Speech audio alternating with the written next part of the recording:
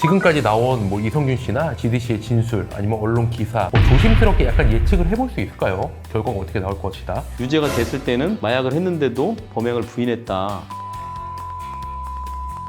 진짜 대박이다. 안녕하세요. 친절한 소송입니다. 오늘은 최근 논란이 된 연예인 마약 혐의에 관한 영상을 준비했습니다.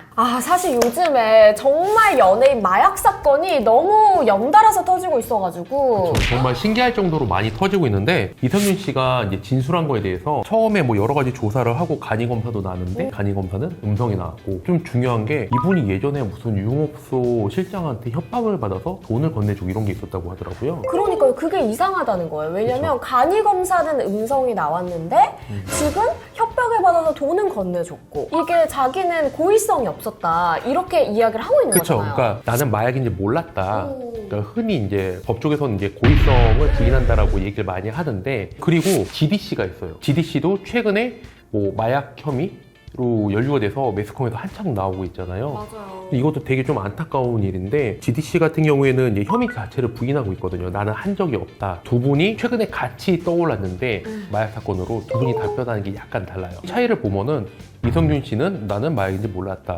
그리고 GD씨는 나는 마약을 하지 않았다 라고 답변을 하고 있단 말이에요. 맞아요. 여기서 좀 큰 차이는 일단 이성균 씨는 몰랐다라는 거니까 맞아요. 내 몸에 마약이 들어온 거는 맞다라는 얘기잖아요, 사실. 그렇죠? 이게 검사에서 음성이 나왔지만 음성이 나올지 양성이 나올지 모르는 상황에서 진술을 한 거니까요. 그쵸. 그리고 마약은 지금 검출이 안 될 수도 있어요. 왜냐면 마약도 음주운전하고 똑같아요. 알코올도 우리 몸에 들어오면 나중에 배출이 돼버리잖아요. 근데 그럴 수는 있어요. 이성균 씨가 마약을 속아서 섭취하게 됐다면 그 섭취시킨 사람들이 이성균 씨한테 돈을 뜯으려고 실제 섭취를 안 시켰는데도 너한테 마약을 내가 먹여서 너 마약이 나올 것이다. 내가 신고하면 너는 처벌받을 것이다. 거짓말로 돈을 뜯으려고 했을 수도 있고 실제로 섭취시켰을 수도 있고 그건 모르는 거죠. 이성균 씨 같은 경우에는 정황 증거나 다른 상황으로 마약을 섭취한 것과 거의 비슷한 증거들이 있을 거다라고 생각을 했기 때문에 고의성만 부인한 것 같아요. 그리고 뭐 다른 증거가 뭐가 얼마큼 있는지는 모르겠는데 뭐 실제로 마약을 섭취를 시키고 협박을 했다라고 하면은 마약 섭취하는 과정을 뭐 이렇게 녹화를 한다라든가 아니면은 대화 내용 정도는 녹음한 것들을 누군가 가지고 있지 않을까. 그럴 수 있죠. 예, 그래서 그런 거를 생각하면은 마약이 몸에 들어간 것만은 정확히 사실이다. 아니면 마약을 섭취한 다음에 행동이 좀 이상하잖아요. 맞아요. 그런 거를 좀 촬영해서 놨을 수도 있고 여러 왜냐면 가지. 그냥 3억 원 가량을 그렇게 송금했을 것 같진 않거든요. 그쵸. 근데 정말로 몰라서 속아서 이랬다면은 세상에서 맞아. 제일 억울한 거예요. 맞아. 너무 억울하죠. 어쨌든 이성균 씨도 어느 정도 증거가 있다라고 생각을 하니까 혐의 사실 자체를 부인하는 게 아니라 이제 고의성 여부만 부인하고 있단 말이에요. 근데 예전에 이거랑 좀 비슷한 케이스가 예전에 이제 연예인 황수정 씨라고 있어요. 그분도 그 마약 혐의가 있었는데 자기가 먹은 건 맞지만 그때 최음제인 줄 알았다. 마약인지 몰랐다라고 얘기했다가 나중에 이게 결국에는 유죄로 혐의가 났어요? 인정이 됐거든요. 네. 한창 성장하고 한창 뜰 때 또 이 이슈가 터진 거예요. 되게 안타깝죠.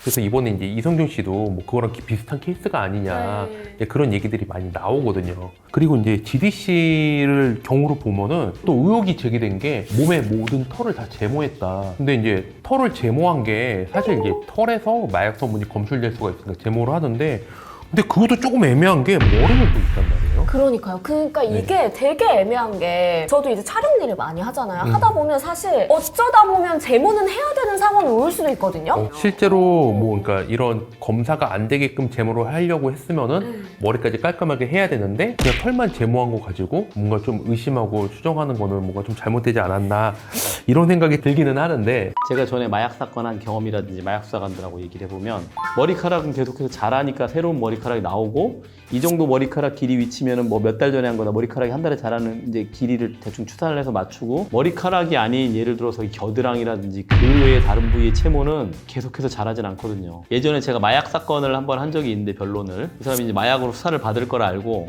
온몸의 털을 머리카락 포함해서 다 제모를 한 거예요.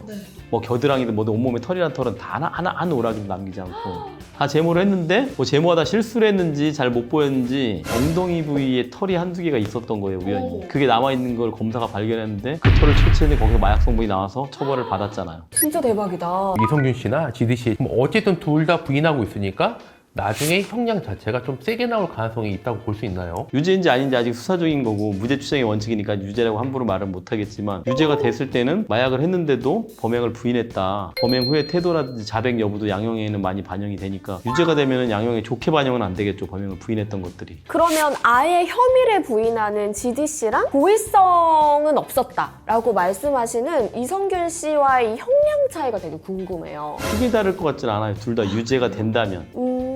그래서 그거는 만약에 재판으로 간다면 동일한 조건에서 동일한 뭐 초범이다 뭐 그런 양형 조건에서는 형량에 큰 차이는 없을 것 같아요. 왜냐면 부인하는 건 똑같으니까 인정하는 건 아니라서. 정밀 검사를 했을 때 양성이 안 나오면 이분들은 아예 무혐의로 풀려나게 되는 건가요? 근데 마약을 입증하는 증거가 여러 가지가 있는데 뭐 마약한 지 꽤 몇 달 지나서 마약 성분이 몸에서 빠져나갔어. 근데 그때 같이 마약한 사람들이 잡혔는데 저 사람도 마약했고 내가 저 사람한테 마약 팔았고 여러 가지 진술, 문자 카톡, 통화 내역, 마약 구매 내역 여러 가지다 보니까 이 사람이 마약을 한 것 같아.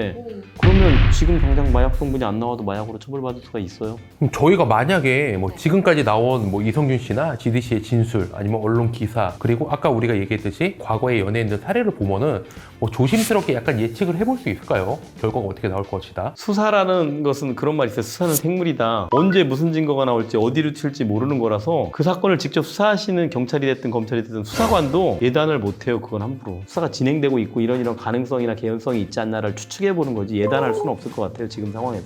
뭐 이성균 씨나 지디 씨 같은 경우에는 결과가 어떻게 나오는지 좀 더 지켜봐야지 뭔가 윤곽을 알 수 있다 이 정도겠죠. 네, 연예인들의 마약 혐의에 대해서 여러분들의 의견을 댓글로 달아주세요. 구독과 구독과 좋아요는 좋아요는 사랑입니다.